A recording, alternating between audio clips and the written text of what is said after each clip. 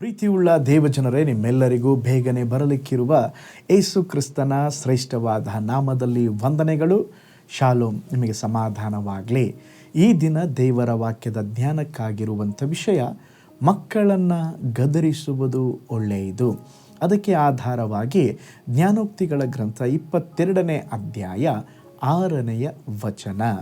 ನಡೆಯಬೇಕಾದ ಮಾರ್ಗಕ್ಕೆ ತಕ್ಕಂತೆ ಹುಡುಗನನ್ನು ಶಿಕ್ಷಿಸು, ಮುಪ್ಪಿನಲ್ಲಿಯೂ ಓರೆಯಾಗನು. ಪ್ರೀತಿಯುಳ್ಳ ದೇವಜನರೇ, ಇಂದು ದೇವರು ನಮಗೆ ಕೊಡುವ ಒಂದು ಮಹತ್ವದ ಒಂದು ಪಾಠ ಏನಂತ ಹೇಳಿದ್ರೆ, ಮಕ್ಕಳನ್ನು ಗದರಿಸುವುದು ಒಳ್ಳೆಯದಂತೆ. ಗದರಿಸುವುದೇ ಅಂತ ಹೇಳಿದ್ರೆ ಮಕ್ಕಳನ್ನು ಹೊಡೆಯೋದಲ್ರಿ. ಗದರಿಸುವುದಂತ ಹೇಳಿದ್ರೆ ಸರಿಯಾದ ದಾರಿಯನ್ನು ಮಕ್ಕಳಿಗೆ ತೋರಿಸಿ, ಅವರ ತಪ್ಪನ್ನು ಮಾಡುವಾಗ ಅದನ್ನು ತೋರಿಸಿ ಪ್ರೀತಿಯಿಂದ ಅವರನ್ನು ಸರಿಪಡಿಸುವಂಥದ್ದು. ಒಂದು ನಡೆದ ಘಟನೆಯನ್ನು ನಿಮ್ಮೊಂದಿಗೆ ಹಂಚಿಕೊಳ್ಳುತ್ತೇನೆ. ಉತ್ತರ ಅಮೇರಿಕದಲ್ಲಿ ಒಂದು ನಾಶನದ ಒಂದು ಅಂಚಿನಲ್ಲಿದ್ದ ಒಂದು ಪಕ್ಷಿಯನ್ನು ಕಾಪಾಡಲಿಕ್ಕೆ ಸರ್ಕಾರ ಬಹಳ ಕಷ್ಟಪಡ್ತಾರೆ. ಮೃಗಾಲಯದಲ್ಲಿ, ಸುರಕ್ಷಿತವಾದಂಥ ಸ್ಥಳದಲ್ಲಿ, ಸಾಕಷ್ಟು ಆಹಾರ, ಯಾವುದೇ ಅಪಾಯವಿಲ್ಲದ ಪರಿಸರದಲ್ಲಿ ಎಲ್ಲವನ್ನ ಆ ಪಕ್ಷಿಗಳಿಗೆ ಒದಗಿಸಿ ಅಧಿಕ ಪಕ್ಷಿಗಳು ಹೆಚ್ಚಾಗುವಂತೆ ಮಾಡಿದರು. ಆ ಪಕ್ಷಿಗಳು ಹೆಚ್ಚಾದ ಮೇಲೆ ಅವುಗಳನ್ನು ಇನ್ನೇನು ನಾವು ಗೂಡಿನಲ್ಲಿ ಇಡುವುದು ಬೇಡ, ಸ್ವತಂತ್ರವಾಗಿ ಹಾರಲು ಬಿಡೋಣ, ಅವು ಬೆಳೀತದೆ, ಜಾಸ್ತಿ ಆಗ್ತವೆ ಅವುಗಳು ಅಂಥೇಳಿ ಬಿಟ್ಬಿಟ್ರು. ಆದರೆ ದುಃಖದ ಸಂಗತಿ ಏನಂತ ಹೇಳಿದ್ರೆ, ಅವುಗಳು ಗೂಡಲ್ಲೇ ಬೆಳೆದದ್ದರಿಂದ ಬೇಟೆಯಾಡುವುದಕ್ಕೆ ಬರುವ ಶತ್ರುಗಳಿಂದ ಅವುಗಳು ತಪ್ಪಿಸಿಕೊಳ್ಳಲಿಕ್ಕೆ ಅವುಗೆ ಗೊತ್ತಿರಲಿಲ್ಲ. ಅವುಗಳನ್ನು ಅತಿಯಾಗಿ ರಕ್ಷಣೆ ಮಾಡಿದ್ದಕ್ಕೆ ಹೇಗೆ ತಪ್ಪಿಸಿಕೊಳ್ಳಬೇಕೆಂಬುದಾಗಿ ಗೊತ್ತಿಲ್ಲದೆ ಆ ಪಕ್ಷಿಗಳೆಲ್ಲ ನಾಶನಕ್ಕೆ ಕಾರಣವಾದವು. ಇದು ಸಹ ನಮಗೊಂದು ಆತ್ಮೀಕ ಪಾಠವನ್ನು ಕಲಿಸ್ತದೆ. ಕೆಲವೊಮ್ಮೆ ನಾವು ನಮ್ಮ ಮಕ್ಕಳನ್ನು ಬಹಳ ಮುದ್ದು ಮಾಡಿ ಬೆಳೆಸ್ತೇವೆ. ನಾವು ಕಷ್ಟಪಟ್ಟಿದ್ದೇವೆ, ಅವರು ಕಷ್ಟಪಡುವುದೇ ಬೇಡ. ಕಷ್ಟ ಅಂತ ಏನಂತೇಳಿ ಅವ್ರಿಗೆ ಗೊತ್ತಾಗಬಾರ್ದು, ನೋವಂದರೆ ಏನಂತ ಗೊತ್ತಾಗಬಾರ್ದು ಎಂಬಂಥ ಒಂದು ಸುಲಭವಾದ ಜೀವಿತದಲ್ಲಿ ಮಕ್ಕಳನ್ನು ನಾವು ಬೆಳೆಸುತ್ತೇವೆ. ಆದರೆ ಅವರು ತಪ್ಪಿ ನಡೆಯುವಾಗಲೂ ಸಹ ನಾವು ಅವ್ರನ್ನ ತಿದ್ದುವುದಿಲ್ಲ, ಗದರಿಸುವುದಿಲ್ಲ, ಅವರನ್ನು ಹಾಗೇ ಮುದ್ದು ಮಾಡಿ ಬಿಟ್ಟು ಬಿಡುತ್ತೇವೆ. ಆದರೆ ಬೈಬಲ್ ಹೇಳ್ತದೆ, ನಾವು ನಡೆಯಬೇಕಾದ ತಕ್ಕ ಮಾರ್ಗಕ್ಕೆ ತಕ್ಕಂತೆ ಮಕ್ಕಳನ್ನು ಶಿಕ್ಷಿಸಬೇಕಂತೆ. ನಾವು ಬೈಬಲಲ್ಲಿ ಕೂಡ ನೋಡ್ರಿ, ಏಲಿ ಎಂಬಂಥ ಒಬ್ಬ ಸೇವಕನಿದ್ದನ್ರಿ. ಅವನು ತನ್ನ ಮಕ್ಕಳನ್ನು ಬಹಳವಾಗಿ ಪ್ರೀತಿಸಿದ. ಆದರೆ ಆ ಮಕ್ಕಳು ತಪ್ಪು ಮಾಡಿದಾಗ ಎಚ್ಚರಿಸಿದ, ಆದರೆ ಅವ್ರನ್ನ ತಿದ್ದಲಿಲ್ಲರಿ, ಅವ್ರನ್ನ ಬಹಳ ಗದರಿಸಲಿಲ್ಲ. ಅದರ ಫಲವಾಗಿ ಅವರು ದುಷ್ಟ ಮಕ್ಕಳಾಗಿ ಅವರ ಜೀವನವೇ ದೇವರ ಕೋಪಕ್ಕೆ ತುತ್ತಾಯಿತು. ನೋಡ್ರಿ, ಪ್ರೀತಿ ಇದ್ದರೂ ಶಿಸ್ತು ಇಲ್ಲದಿದ್ದರೆ ಮಕ್ಕಳನ್ನು ನಾವೇ ಹಾಳು ಮಾಡುತ್ತಿದ್ದೇವೆ. ಇನ್ನೊಂದು ಸಾರಿ ಹೇಳ್ತೇನೆ, ಪ್ರೀತಿ ಇದ್ದರೂ ಶಿಸ್ತು ಇಲ್ಲದಿದ್ದರೆ ನಾವು ಮಕ್ಕಳಿಗೆ ಅವರ ಪಾಡಿಗೆ ಅವರು ಮಾರ್ಗ ತಪ್ಪಿ ಹೋಗುವುದಕ್ಕೆ ನಾವೇ ಕಾರಣವಾಗಿರುತ್ತೇವೆ. ನೋಡ್ರಿ, ದಾವೀದನ ಜೀವಿತದಲ್ಲಿ ಕೂಡ ಅವನು ದೊಡ್ಡ ಅರಸನಾಗಿದ್ದ, ದೇವರ ಹೃದಯಕ್ಕೆ ಒಪ್ಪುವ ಮನುಷ್ಯ. ಆದರೆ ಎಲ್ಲೋ ಒಂದು ಕಡೆ ಅವನು ತಂದೆಯಾಗಿ ಕೆಲವೊಂದು ಸ್ಥಳಗಳಲ್ಲಿ ಅವನು ವಿಫಲನಾದನ್ರಿ. ಅವನ ಮಗ ಅಬ್ಷಲೋಮ ಮಾಡಿದ ತಪ್ಪುಗಳಿಗೆ ಅವನು ಸರಿಯಾಗಿ ತಿದ್ದಲಿಲ್ಲ, ಗದರಿಸಲಿಲ್ಲ. ಅದರ ಪರಿಣಾಮವಾಗಿ ತಂದೆ ಮಗನ ನಡುವಿನ ಸಂಬಂಧವೇ ಒಂದು ಯುದ್ಧವಾಗಿ ಬದಲಾಗಿತು.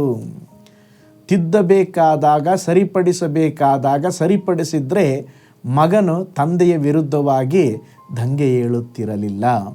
ಶಿಸ್ತಿಲ್ಲದ ಪ್ರೀತಿ ಭೀಕರ ಫಲಿತಾಂಶವನ್ನು ತರುತ್ತದೆ.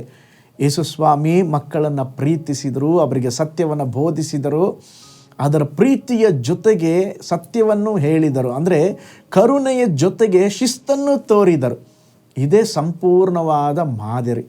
ಪ್ರೀತಿಯುಳ್ಳ ದೇವಜನರೇ, ಮಕ್ಕಳನ್ನು ಪ್ರೀತಿಯಿಂದ ಮಾತ್ರ ಮಾತಾಡಿಸಿದರೆ ಸಾಲದು, ಅವರು ಲೋಕದ ಕಠಿಣತೆಯನ್ನು ಸಹಿಸಲಾರರು. ಮಕ್ಕಳನ್ನು ಗದರಿಕೆಯಿಂದ ಮಾತ್ರ ನಡೆಸಿದರೆ ಅವರು ನಮ್ಮಿಂದ ದೂರ ಸರಿಯುತ್ತಾರೆ. ಹಾಗಾದರೆ ಏನು ಮಾಡಬೇಕು ಪಾಸ್ಟರ್?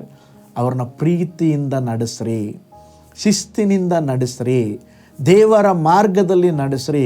ತಪ್ಪಿ ನಡೆಯುವಾಗ ಗದರಿಸ್ರಿ. ನೀವು ಮಾಡೋದು ತಪ್ಪಂತ ಹೇಳ್ರಿ. ನಾವು ನಮ್ಮ ಮಕ್ಕಳನ್ನು ಪ್ರೀತಿಯಿಂದ ತಿದ್ದುವುದು ತಪ್ಪಲ್ಲ, ಏಕೆಂದರೆ ಅದು ದೇವರ ಚಿತ್ತವಾಗಿದೆ. ಇಂದು ನಮ್ಮ ಮಕ್ಕಳಿಗೆ ಸಮಸ್ಯೆಗಳಿಂದ ತಪ್ಪಿಸಿಕೊಳ್ಳುವುದನ್ನು ಅಲ್ಲ, ಸಮಸ್ಯೆಗಳನ್ನು ದೇವರೊಂದಿಗೆ ಎದುರಿಸುವುದನ್ನು ಕಲಿಸೋಣ.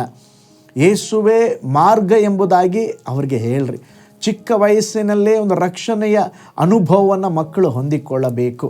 ನಾವು ಚಿಕ್ಕ ವಯಸ್ಸಿನಲ್ಲಿಯೇ ಯೇಸುವನ್ನು ಅವರ ಮುಂದೆ ಇಟ್ಟು ನಾವು ಬೆಳೆಸುವುದಾದರೆ ಅವರು ಮುಪ್ಪಿನಲ್ಲಿ ಸಹ ಅವರು ಓರೆಯಾಗುವುದಿಲ್ಲ. ಅವರ ಜೀವಿತವನ್ನು ದೇವರು ಆಶೀರ್ವಾದ ಮಾಡ್ತಾರೆ. ಹಾಗಾದರೆ ನಮ್ಮ ಮಕ್ಕಳನ್ನು ಗದರಿಸಿ ದೇವರ ಭಯದಲ್ಲಿ ಬೆಳೆಸೋಣ. ಇಂದು ದೇವರಿಗೆ ಹೇಳೋಣ, ಕರ್ತನೇ, ನಾವು ನಮ್ಮ ಮಕ್ಕಳನ್ನು ನಿಮ್ಮ ಭಯದಲ್ಲಿ ಬೆಳೆಸುವುದಕ್ಕೆ ನಮಗೆ ಜ್ಞಾನವನ್ನು ಕೊಡ್ರಿ, ಅವ್ರನ್ನ ಒಳ್ಳೆ ರೀತಿ ಬೆಳೆಸಬೇಕು, ನಮಗೆ ಕೃಪೆಯನ್ನು ಕೊಡ್ರಿ ಎಂಬುದಾಗಿ ನಾವು ಹೇಳಿ ನಾವು ಆ ರೀತಿಯಲ್ಲಿ ಮಕ್ಕಳನ್ನು ನಡೆಸೋಣ.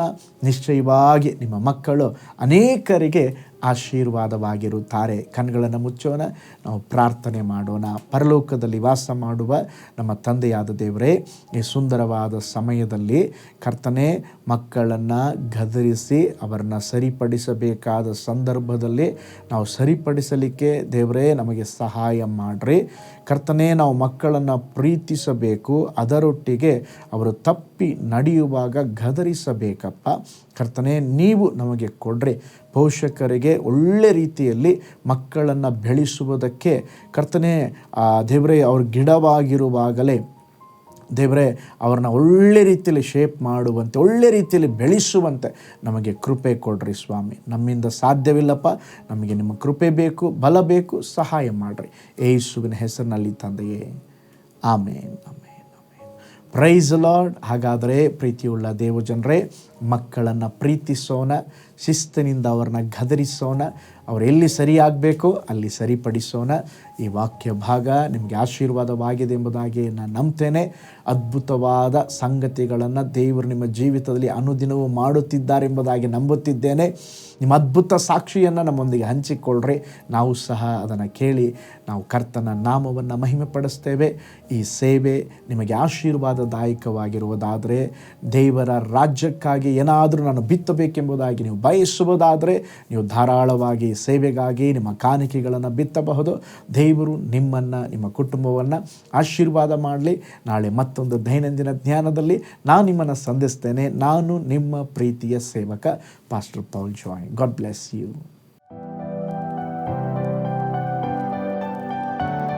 ಕರ್ತನಲ್ಲಿ ಪ್ರಿಯರೇ, ಈ ಸಂದೇಶ ಮತ್ತು ಪ್ರಾರ್ಥನೆ ನಿಮಗೆ ಆಶೀರ್ವಾದಕರವಾಗಿದ್ದರೆ, ದೇವರು ನಿಮ್ಮನ್ನು ಪ್ರೇರೇಪಿಸಿದರೆ, ನಂಬಿಕೆಯಿಂದ ಸಾಗುವ ಈ ಸೇವೆಗೆ ನಿಮ್ಮ ಅಮೂಲ್ಯವಾದ ಕಾಣಿಕೆಯನ್ನು ಬಿತ್ತಿರಿ. ಪ್ರೀತಿಯ ದೇವಜನರೇ, ವಾಯ್ಸ್ ಆಫ್ ಹೋಪ್ ಮಿನಿಸ್ಟ್ರಿಯ ವತಿಯಿಂದ ಕೋರಮಂಗಲದಲ್ಲಿ ಪ್ರತಿ ಭಾನುವಾರ ಬೆಳಿಗ್ಗೆ 9:30ಕ್ಕೆ ಕನ್ನಡ ಆರಾಧನೆ ನಡೆಯುತ್ತಿದೆ. ಆತ್ಮಭರಿತವಾದ ಆರಾಧನೆ, ಮನಮುಟ್ಟುವ ಸಾಕ್ಷಿ, ಬಲಪಡಿಸುವ ದೇವ ಸಂದೇಶ.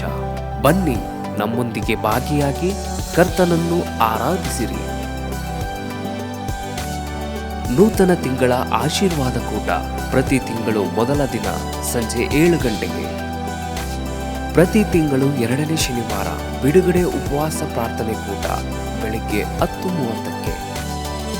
ನಿಮಗಾಗಿ ಪ್ರಾರ್ಥಿಸಬೇಕೆ? ನಿಮಗೆ ಯಾವುದಾದರೂ ಪ್ರಾರ್ಥನೆ ಮನವಿಗಳು ಇರುವುದಾದರೆ ಕೆಳಗಿನ ನಂಬರಿಗೆ ಕರೆ ಮಾಡಿ ಅಥವಾ ವಾಟ್ಸಪ್ ಮಾಡಿ. ಈ ಆತ್ಮಿಕ ಸಂದೇಶಗಳು ನಿಮಗೆ ಆಶೀರ್ವಾದಕರವಾಗಿದ್ದರೆ ಲೈಕ್ ಮಾಡಿರಿ. ಇಂಥ ಅದ್ಭುತ ಸಂದೇಶ ಪ್ರತಿದಿನ ನೋಡಲು ಬಯಸುವುದಾದರೆ ಸಬ್ಸ್ಕ್ರೈಬ್ ಮಾಡಿ ಹಾಗೂ ಇತರರೊಂದಿಗೆ ಶೇರ್ ಮಾಡಿರಿ. ಕರ್ತನು ನಿಮ್ಮನ್ನು, ನಿಮ್ಮ ಕುಟುಂಬವನ್ನು ಆಶೀರ್ವದಿಸಲಿ.